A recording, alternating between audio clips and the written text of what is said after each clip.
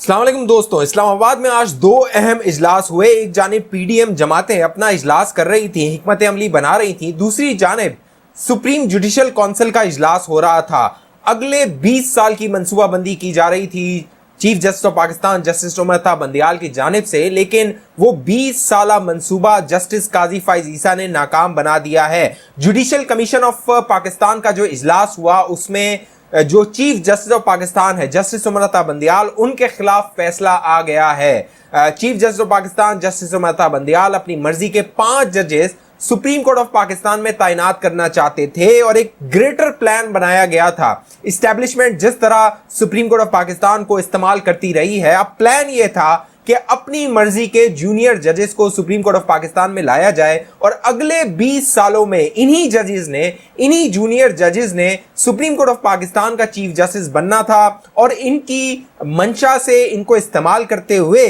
Supreme court of Pakistan को सियासतदानों के खिलाफ इस्तेमाल किया जा सकता था। बड़ी अहम तफसीलात है। जो काजी फाइज ईसा है, जस्टिस काजी फाइज ईसा है सेकंड नंबर पे, यानी जस्टिस उमर बंदियाल के बाद दूसरे नंबर पे सीनियर तरीन जज है। उन्होंने इस पूरे मंसूबे को किस तरह नाकाम बनाया है, पूरी तफसील आप दोस्तों के सामने रखता हूं। और अब पीडीएम की हिकमत अमली क्या है, आज के इजलास में क्या कुछ तय हुआ है। नवाज शरीफ साहब लंदन से थे, शहबाज शरीफ साहब वज़ीर आज़म पाकिस्तान भी इस इजलास में मौजूद थे। पूरी तफसील आप दोस्तों को बताता हूं। जो दोस्त पहली बार हमारे चैनल पे हैं, आप सियासी मामलात में अगर दिलचस्पी रखते हैं, हमारे चैनल को अभी तक आपने सब्सक्राइब नहीं किया, सब्सक्राइब कीजिए, साथ घंटी का निशान है उसको दबा दीजिए ताकि आपके पास नोटिफिकेशन आए। फेसबुक पे अगर ये वीडियो देख रहे हैं तो हमारे पेज को लाइक फॉलो करके इस वीडियो को जल्दी से शेयर कर दीजिए। वीडियो पूरी देखिएगा, बहुत कुछ आपके जो है वो इल्म में इजाफा होने वाला है, नई मालूमात आपको मिलने वाली है। दोस्तों, मामला यह है कि 25 जुलाई को जस्टिस काजी फाइज ईसा ने एक खत लिखा chief justice of Pakistan justice Umar Bandial को। इस खत में उन्होंने बताया कि चीफ जस्टिस साहब, आपने जुडिशल कमीशन का एक इजलास बुला लिया है और इस इजलास में जो सुप्रीम कोर्ट ऑफ पाकिस्तान में नए जजेस, क्योंकि सुप्रीम कोर्ट ऑफ पाकिस्तान में जो जजेस की तादाद है वो 17 है, यानी कुल तादाद जो जजेस की होती है सुप्रीम कोर्ट में जो फैसले करते हैं, केस सुनते हैं, वो 17 जजेस हैं, लेकिन 4 जजेस की जो असामियां हैं वो खाली हैं, यानी कि 13 जजेस हैं। अब मामला ये है कि जब स्पीकर का मामला वहां पे गया था, डिप्टी स्पीकर वाला, दोस्त मजारी वाला, सुप्रीम कोर्ट ऑफ पाकिस्तान में, तो chief justice of Pakistan justice Umar Bandial ने कहा था कि जजेस अवेलेबल नहीं है। वो अगर फुल कोर्ट का मुतालबा किया जा रहा है जो हुकूमत की जानिब से, तो जजेस की अवेलेबिलिटी नहीं है और अगर हम फुल कोर्ट बनाते हैं, ये उमर बंदियाल ने कहा जस्टिस ने, तो हमें सितंबर तक जाना पड़ेगा। मामला ये हुआ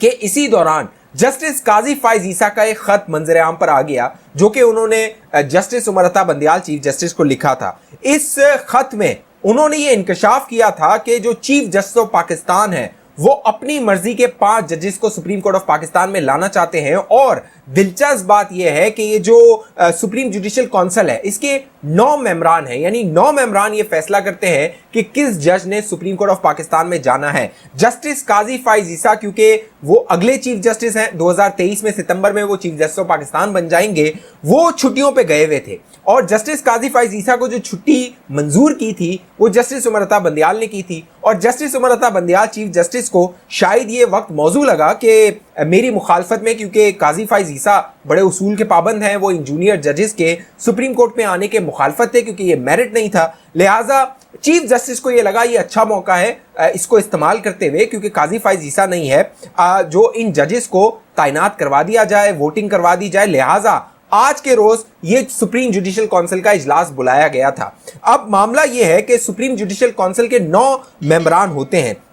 इसमें जराए के मुताबिक जो जस्टिस काजी फाइज ईसा हैं उन्होंने मुखालफत की, जो चीफ जस्टिस ऑफ पाकिस्तान है उनकी, justice Tariq Masood attorney general और वजीर कानून ने मुखालफत की, जबकि एक रिटायर्ड जज सरमद जलाल उस्मानी है, उन्होंने भी मुखालफत की। यानी 9 मेंबरान इस कमीशन में है, उसमें से 4 चीफ जस्टिस के हक में थे, जबकि 5 जो है वो चीफ जस्टिस के खिलाफ थे। लिहाजा चीफ जस्टिस ऑफ पाकिस्तान अपनी मर्जी के 5 जज सुप्रीम कोर्ट में तैनात नहीं कर सके हैं। दिलचस्प बात यह है, अहम बात यह है कि जो ये सुप्रीम जुडिशल काउंसिल है, इसमें एक जज ऐसा है जिसको अगस्त में रिटायर होना है, यानी जस्टिस मंसूर अली शाह साहब को अगस्त में रिटायर होना है और वो जो तैनाती कर रहे हैं, क्योंकि 5 असामियां जो है वो अगर वो रिटायर हो जाते हैं तो खाली हो जाती है, 4 पहले से हैं, तो जस्टिस मंसूर अली शाह जो हैं वो भी इस जो जुडिशल कमीशन है उसमें बैठे हुए हैं। यानी उन्होंने जो अपनी असामी पर जो कि खाली नहीं हुई अगस्त में होगी उस पर तैनाती करनी है, उसके लिए भी वो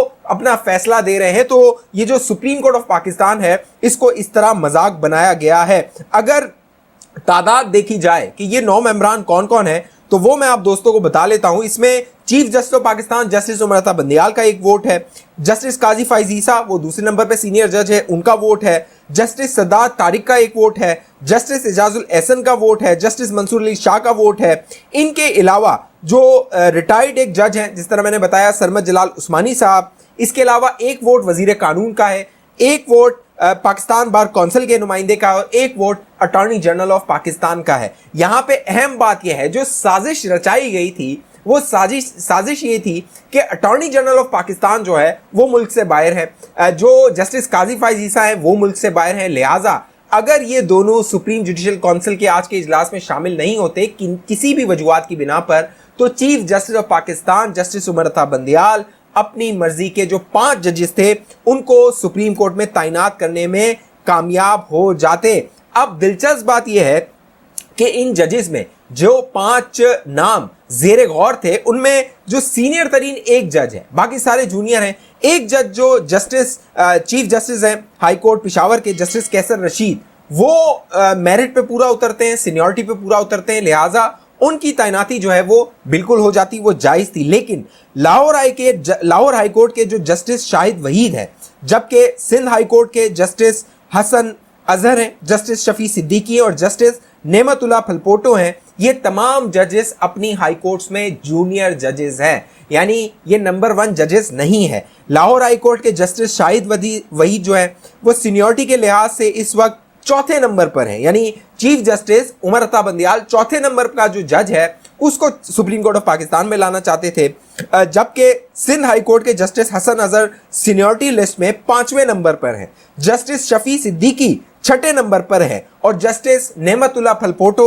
7वें नंबर पर है। यानी ये जो जजेस 4थे 5वें 7वें 6ठे नंबर पर थे, चीफ जस्टिस ऑफ पाकिस्तान चाहते थे कि किसी तरह इनको सुप्रीम कोर्ट में लाया जाए, लेकिन जस्टिस काजी फैज ईसा ने यह सारा मंसूबा नाकाम बना दिया है। जस्टिस काजी फैज ईसा ने अपने खत में लिखा था कि चीफ जस्टिस साहब, मुझे जो दस्तावेजात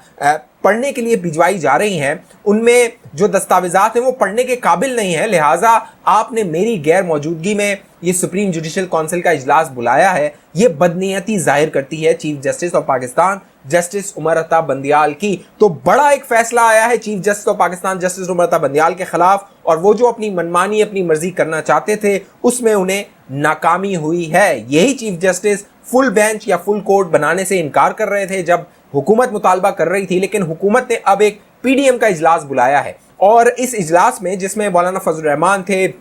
नवाज शरीफ थे, शहबाज शरीफ थे, मरियम नवाज थी, शाहिद काका नब्बासी थे, दीगर रहनुमा थे, इन्होंने जो है वो अब ये तय किया है कि हमने एक अवामी मुहिम चलानी है। यानी सुप्रीम कोर्ट ऑफ पाकिस्तान जो कुछ कर रहा है, जो सियासत सुप्रीम कोर्ट ऑफ पाकिस्तान में हो रही है, उसके बारे में अवाम में आगाही फैलानी है, अवाम को और अपने वोटर को बताना है कि हमारे साथ आखिर हो क्या रहा है, कैसे सुप्रीम कोर्ट ऑफ पाकिस्तान को इस्तेमाल किया जा रहा है सियासतदानों को दबाने के लिए, सियासतदानों को अपनी मर्जी पर चलाने के लिए। जो पंजाब की लीडरशिप है नून लीग की, वहां पर भी इजलास हुआ है और वहां यह फैसला किया गया है कि जो नवाज शरीफ का वोट को इज्जत दो का बयानिया था, अवाम की हुक्मरानी का बयानिया था, उसको अवाम के पास लेकर जाया जाएगा। और साथ साथ मौलाना साहब ने इस इजलास में जो पीडीएम का हुआ ये भी एक तजवीज़ दी कि हमें जो यौम सियाह मनाना चाहिए, ये जो सुप्रीम कोर्ट ऑफ पाकिस्तान का फैसला आया है इस पर हमें यौम सियाह मनाना चाहिए। अब देखना है कि पीडीएम की जमातें जो है वो क्या हिकमत अमली अपनाती हैं, क्योंकि ये तजवीज़ भी इस इजलास में आई कि पीपल्स पार्टी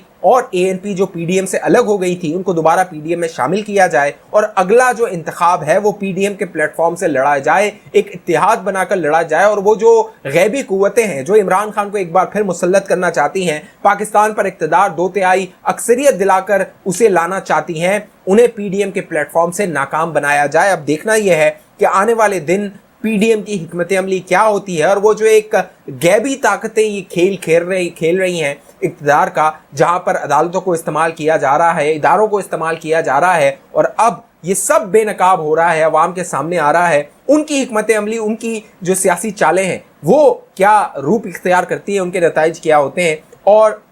जो ये पीडीएम की जमातें हैं, हुकूमत है, इनकी हिकमत अमली कितनी कारगर साबित होती है। इस हवाले से आप दोस्तों की क्या राय है नीचे कमेंट कीजिए। जिन दोस्तों ने अभी तक हमारा यूट्यूब चैनल सब्सक्राइब नहीं किया वो सब्सक्राइब करके बेल आइकन का बटन लाजमी क्लिक कीजिए ताकि आपके पास नोटिफिकेशन आता रहे। फेसबुक पे ये वीडियो देखने वाले दोस्त हमारी वीडियो को शेयर कीजिए, पेज को लाइक फॉलो कीजिए ताकि आपकी मालूमात में इजाफा होता रहे। अगली वीडियो तक मुझे इजाजत दीजिए, अपना ख्याल रखिएगा। पाकिस्तान जिंदाबाद।